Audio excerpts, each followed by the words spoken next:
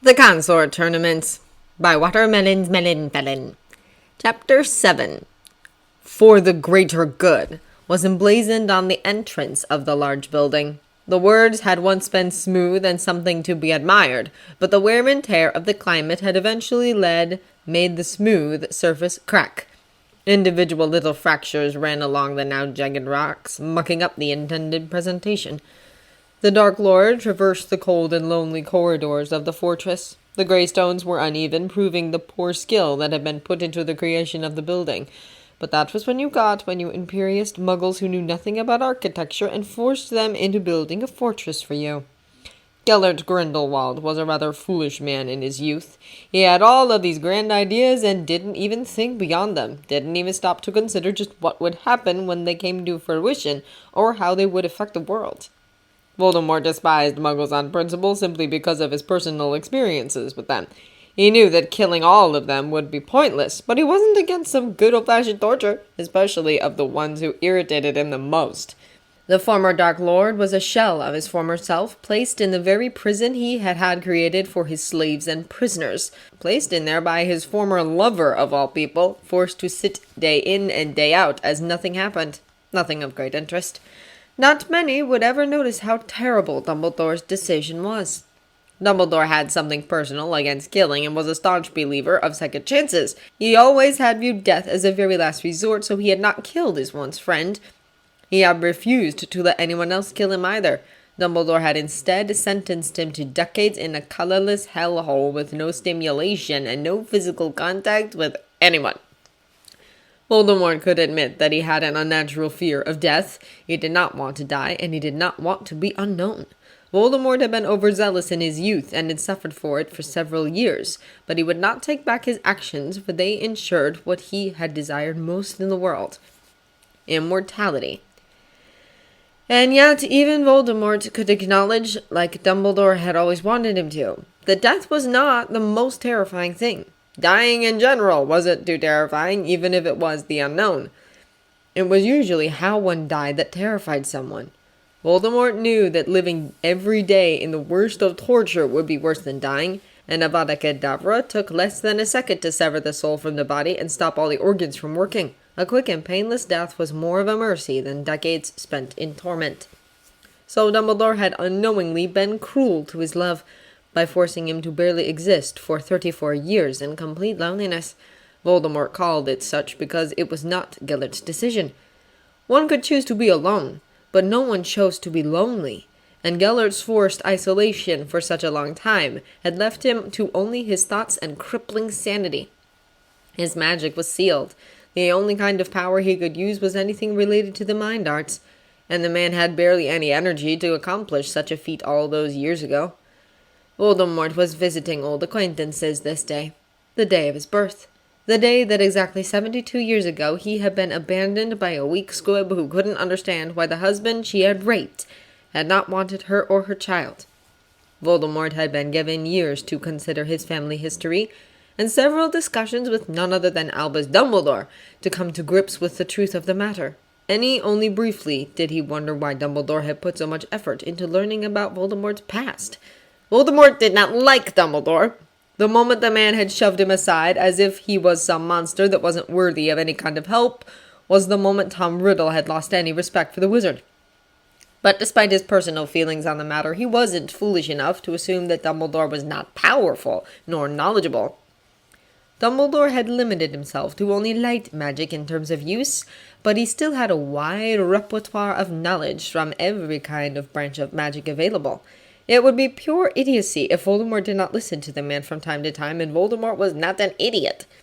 The Dark Lord was merciful, more so than Dumbledore had ever assumed he could be. When he had defeated the Light Lord, he had not killed him, nor paraded him about like his followers had wanted him to. Voldemort bound the man's magic and placed him in the same cell as his once lover and friend, while also taking over the control of the prison and making the accommodations much more humane. Voldemort was capable of mercy. The Dark Lord stalked through the corridors, his intended location at the highest room in the highest tower, where the two men resided to this day. Voldemort made these trips out to Newmengard twice a year, because he felt like spitefully rubbing his victory in Dumbledore's face, and he liked to get feedback, so to speak. Dumbledore was like an unknown advisor to the Dark Lord. Sometimes the man had things to say that would utterly stun and awe folks, and other times he was as barmy as people assumed he was. Voldemort took all of his words into account and dismissed what he personally felt to be ridiculous, but did always leave with something new to consider, or ponder at least for a little while. The very cell was a lot nicer than it had been when Gellert had solely occupied it. No longer ominous and musty, no grime on the walls. There were 2 beds on either wall, a loo placed in the far corner, behind a section of wall that had been placed in there to keep a level of privacy. The shackles and chains had been removed, because they made annoying noise every time someone wore them. Warming charms placed routinely to keep the temperature even, and yes, 3 meals a day. Voldemort was not an unmerciful lord. He did not deal savagery everywhere he went. Only in some instances did egregious action need to be taken. Voldemort was magnanimous and made sure that people knew it. "Ah, Tom!" Dumbledore greeted with a twinkle of the eye and a nod of the head. "Congratulations on 72 years. Dumbledore's prison garb was not white and black like his friends. It was chartreuse and pumpkin orange, though it was striped like every other prisoner's was. The man had made it his only request when he was sentenced. They were blinding, and Voldemort couldn't stop himself from just staring every time he came to visit. They were just so appalling that he had to stop and stare for a moment. Sometimes he really wondered if Dumbledore had become addled with age. It wasn't something shocking, and it happened to many old folks. The assumption was not unfounded. Also, I despise that name. Just because he understood what had transpired between the 2 people who had created him did not mean that he liked either of them. He unfortunately shared blood with both and names from either side of the family. He was bloody Tom Riddle III, for Merlin's sake! Tom Riddle was such a boring name, and was in no way unique. Dumbledore had never liked referring to the man by the name he had crafted for himself. Rude. "How have you been, Tom? We have not received any daily profit papers in quite some time, so we don't really know what has transpired recently." Voldemort seated himself in the chair that rested the required 5 feet from the bars of the cell. Though he could flaunt the law at any moment and even enter the cell if he wanted, he just didn't want to. Sitting in front of the 2 men was enough. "I have begun the search for a consort." Gellert's head turned to face him, then the interest in his once distant gaze suddenly sharp. "And what exactly does the Dark Lord look for in a consort?" Both Albus and Gellert shared an intense look before staring at him expectantly.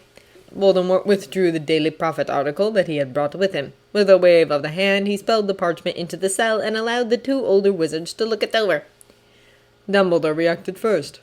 "It is a very interesting idea, and reminds me of medieval practices, though incredibly more detailed than the old ways of the Muggles. I can see that you have done a very thorough job at discerning what exactly it is that you are looking for, but you are lacking one thing in this, Tom." "And what would that be?" Blue eyes twinkled. "Love." Ah! It was always the power of love with the man. Love was not going to bring world peace or save everyone from destruction. Love did not hold the power that Dumbledore seemed to believe it did. "I don't need love, Albus," the man insisted. "I need an heir and possibly someone who is not a dunce to aid me in rearing them." Gellert spoke next. "You claim to be immortal." "I am immortal." "So why would you even need to have children if you intend to live forever?" Gellert continued, ignoring his sneered words. "Indeed," Dumbledore agreed with a nod. "I don't think you particularly just want an heir and just want to expand the Slytherin family once more. I think you are lonely. You're looking for someone who can stand toe to toe with you and everything, or at least most things." The 2 men proceeded to dissect every single thing they could until Voldemort was left to sit and gape. Apparently, he had some kind of inner longing. He wanted someone who found the real him attractive and engaging. And according to Albus, the only way that he and the winner of the tournament would be happy was if they loved each other, so that he didn't get saddled with some money-hungry piece of filth and they didn't live the rest of their days in utter despair. "Have you anyone in mind?" Albus asked when it was obvious that Voldemort wasn't going to say anything. "A few. There is one Hermione Jean Granger, who has shown an incredible aptitude in nearly every task. She is the top student in the school and has turned down the head girl position in order to focus on her studies and to enter the tournament. She is a Muggle-born light witch who wishes to enter the ministry and become a department head of either the Department of Magical Education, Runes and Symbols, the Department for the Regulation and Control of Magical Creatures, or the Ministerial Wizarding Register Department. Both Gellert and Albus cocked an eyebrow almost in perfect sync. Arya McGee is a neutral witch who is a healer at St. Mungo's, and she has a very interesting family background that I am curious to unearth. More like he wanted to know some of the secrets of her family and was considering ways he could blackmail her into revealing them. Draco Malfoy is a pure-blooded dark wizard. I'm watching him simply because he was trained by Bellatrix and has been tutored by Severus. He has been doing fairly well, but could stand to do better. Dumbledore did not seem surprised in the least. Mariah Zabini is a pure-blooded dark witch and is always a topic of interest, though I do not consider her consort material, not by a long shot. Still, keep your enemies closer than your friends, and this has helped me flesh out some of her secret talents. Gellert rolled his eyes. Then there is my absolute favorite, Harry James Potter. He is a half-blood neutral wizard, the male equivalent of Miss Granger, with designs on a mastery in healing and magizoology. He was the only person I personally entered into the tournament, and he of course was not pleased. Mainly because he didn't want to enter at all. Honestly, it baffled him how the boy didn't think marrying him was anything to be excited about. It was refreshing, in a sense. Tom, why did you enter the boy if he didn't want to be involved? Asked Dumbledore as he sent the Dark Lord a disapproving look. At first it was to test his talents because the boy has many. However, he became a lot more interesting as time wore on, and I blackmailed him into competing instead of quitting, for the sake of his friend Miss Granger's safety. A lot of people still do not approve of Muggle-borns after all, and so long as they aren't caught, they can still target her. You are a fool, Gellert stated, much to his annoyance. You may have assured that the boy will want nothing to do with you. If you want Mr. Potter as much as you seem to, you will have to prove yourself to him, warned Dumbledore. He didn't enter willingly, meaning that he most likely had no opinion of you until you forced him to compete. His views of you may have been damaged by this, and should you win, you will have a very unpleasant spouse by your side. It would behoove you to learn from your mistake and seek to rectify it, otherwise the future will be bleak for you.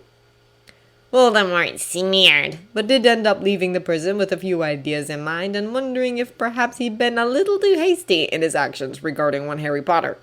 He was also wondering how much damage control he would have to work through. Only 2 days back from the halls, and Harry already had so much stuff to do. And like usual, he was tending to the animals around the castle. On this day, he found himself in the owlry, helping the owls. They did not need help with food, nor help with water. There was an entire forest and lake for them to frequent. No, Harry liked to go and preen them and give them all a good cleaning. A lot of times, people forgot all the work the owls went through. A lot of people didn't realize that there were more to them than just being parcel carriers. Harry had a large bucket filled with several brushes in his hands when he entered the tower, and it was pandemonium the moment they saw him. Harry! Harry! Hi, Harry! It's Harry! They were always excited to see him, and it made him a little embarrassed, though no one could understand what they were saying. Still, the excitable chirping of Warbletongue made him smile every time. It was nice to be appreciated. You all know the drill? He trilled to them. Injured and unwell first, then youngest to oldest. The birds immediately began to situate themselves in a sort of order around the large room, the first bird landing atop the bench Harry always used. Hello, Meep, the Gryffindor greeted, patting her head gently. How is your wingman holding up? She flexed the large muscle so he could see how well she was able to move it. The last time he had come to tend to the animals, she had been injured in a fight with a much larger bird of prey and had to rest as he healed the wound. He then told her to take it easy. Harry, I can move again! I can fly now! Can I start taking the mail again? Harry ran a gentle hand over the humerus, radius, and ulna, just making certain that the wound had indeed healed completely, and that there was no lasting pain for the poor creature. Tell me if it hurts, he told her as his fingers very carefully traced over the radial in order to make sure that the movement was truly unhindered. When the bird gave no comment, he allowed her to rest as he proceeded to reorganize her feathers and give her a little rubbing. Sometimes it was just good to get rid of the tension. Harry used this time to consider everything going on in his life, as well as taking a moment to pat himself on the back for being able to continue his life as it was, without too much interruption from the stupid tournament. While having to compete, he still managed to get his training in and his self-imposed duties taken care of. It was good time management and skill, that was all. Probably dedication as well, since he refused to let the tournament overtake his life. Harry was independent to an extent, and he was not going to place all of his hopes on something he didn't care about. Most of the people in the tournament at present were all confident that they would win. Some had turned down jobs for this. Some had turned down apprenticeships because they were so sure that they would win and not have to do anything once married to the Dark Lord. As if the man would want a spouse who was lazy. Voldemort was most likely keeping track of people's lives and just how they were able to handle the drama of the tournament and their own lives at the same time. Some people did so admirably, and others were falling apart. Hermione was one of those who were falling apart. He worried for her because she had not stopped her foray into the dark arts even after she had to go through a week of treatment to get her PDAA taken care of. Harry resolved himself to paying more attention to her actions lately. My turn! The next bird chirped, claiming his attention. Hello, Chandra. Dear Sev, I've been wanting to talk to you about this for a while because it has been worrying me constantly. I know that you will no doubt have more information on the subject, and Harry appears to be tight-lipped on the whole thing. Remus and I have determined that Harry did not enter himself into the tournament. You know who was the one to enter him. During the second task, I had provided Harry with a two-way mirror in order to help him solve his riddles, and James, Sirius, Remus, and I sat by as he faced the different trials and retrieved his riddles. During the task, he was confronted by Voldemort, and Remus described their interaction as a teasing or taunting kind of thing.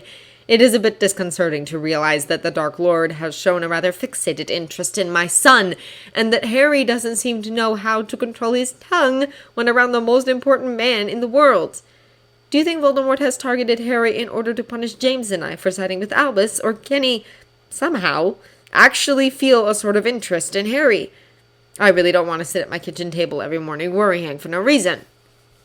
Lily, to be honest, you are not the first person to be skeptical of the Dark Lord's interest. However, I can honestly say that the man holds genuine feelings for Mr. Potter. He finds the boy to be amusing, astounding, and is, dare I say it, obsessed with the young man. The person that you must watch out for is Bellatrix Lestrange. She has taken a more active interest in Mr. Potter and has already sought him out during school. Bellatrix knows that her youngest son, Rigel, fancies Mr. Potter, and she is trying to push the two together. Not that there are any problems with Mr. Lestrange, just that Bellatrix taking an active interest in anyone is generally a most unpleasant experience. I would caution you to do nothing to anger her in any way. Ever since Black hit her with that one curse, she hasn't been all there. She firmly believes that Potter will one day take a position as the Dark Lord's most faithful. Do not give her any reason to believe otherwise. The only reason she feels anything positive for him at present is because she has deluded herself. Allow the delusion to continue. On another note, the Dark Lord knows that your husband and his mutt are Animagi, and only because we are friends am I warning you about it. Him knowing anything about your family that is secret is not a good thing. Not when it can be used against you. The Dark Lord is willing to do anything to get what he wants. Remember that. Take care, Severus. Sev, I find the contents of your letter to be worrisome. James did not take the warning lightly, but he finally relented, and he and Sirius both went to the ministry and covertly registered themselves. On behalf of them, I would like to thank you for your kindness. I know very well that you did not have to, but you were doing it for mine and Harry's sake, and that is what matters. I know this isn't in your job description, but could you keep an eye on Harry for me? I want him to rest and not overexert himself. He is so focused on his plans for his future that he doesn't really know when to stop. Thanks. Lily. Whether it is my job or not, I still end up having to pull Mr. Potter away from his work at times.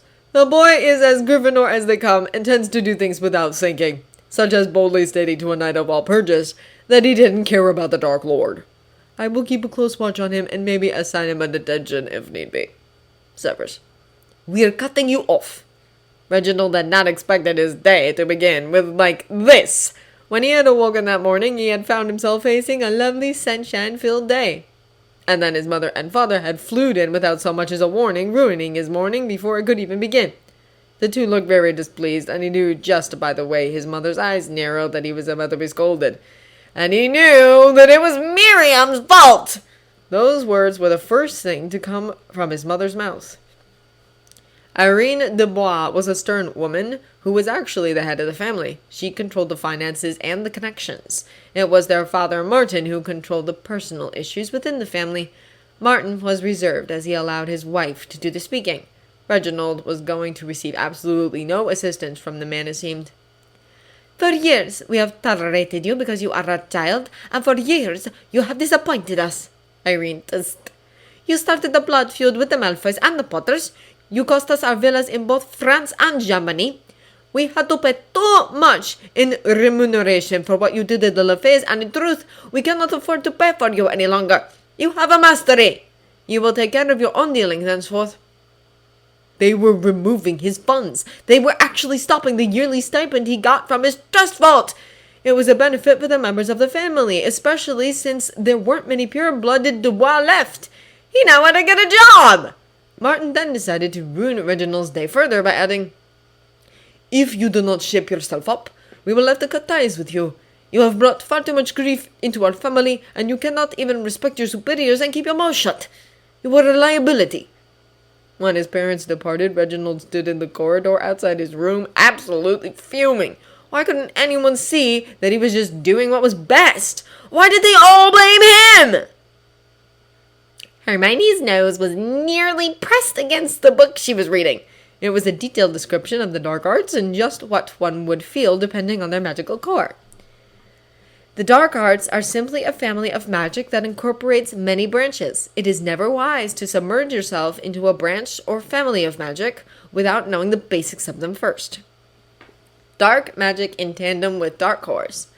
If the magical in question has a naturally dark core, they will find the practicing of the dark arts to be a lot easier on them.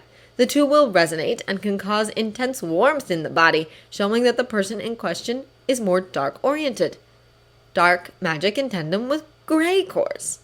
If the magical in question has a naturally gray core, they are of the few who can utilize either light or dark magics without suffering any negative effects from either. The body will feel at peace no matter the spell used. The resonance won't be as strong as it would be with a dark core, but the power will still affect them nonetheless. Dark magic in tandem with light cores. A person with a light core can learn how to cast dark magic, though it is in fact a very difficult process. Many light wizards and witches have described the feeling of casting dark magic as engulfing and a sinking, suffocating feeling. Dark magic is a very emotion-based type of magic and can be all-consuming to those with a naturally opposing magical core. It is never good for a person with a light core to start off their journey into dark magic with something that requires a lot of power and a lot of concentration. Those who are inexperienced may fall prey to the addictive qualities of the rush of power they feel from using dark magic. It is not wise for a light-oriented being to delve into the dark arts without an experienced practitioner there to guide them. Any further study will be done at your own risk. So the warning seemed rather serious, but Hermione did not feel as if she was suffocating in the magic. Therefore, she couldn't be addicted like Harry and Madame Pomfrey had insisted she was. Everything was perfectly fine. Hermione flipped open to the first chapter, which talked about basic rituals and how she could use them in her everyday life. The dark arts were certainly an interesting read. She'd show everyone that a light witch could use the dark arts and not be overtaken by PDA. Headmaster! Severus Snape had not often heard people scream in such a way, and usually it was because of something either the Dark Lord had done or something Bellatrix had done. But this kind of screaming should not happen anywhere in his school. He left the office and descended the stairs swiftly, barely giving the eagle time to move aside to let him out. It was Rigel Lestrange of all people, and the boy looked more panicked than a Hufflepuff when they were confronted by Severus personally.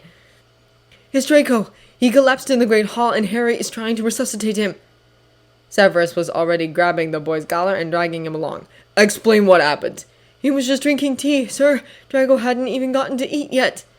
which meant that someone had either drugged or poisoned the blonde's drink. Someone had somehow gotten into Severus' school and had managed to inflict some form of harm on his godson, and when he found out who was responsible, hell was going to be heaven compared to what Severus, Lucius, and Narcissa would do to them. The students had been forced to one side of the great hall. Potter had cleared off a section of the Slytherin table and had placed Draco atop it. The brunette was waving his wand over a cup, mumbling certain words every now and then. The boy leaned forward and sniffed before shaking his head. Draco was paler than usual and was not moving. His chest rose and fell quickly. Professor, Harry greeted. I shoved the bezoar down his throat and it stopped the aggravated twitching and screaming, but he has yet to awake, and I need to isolate the different components in the tea he drank.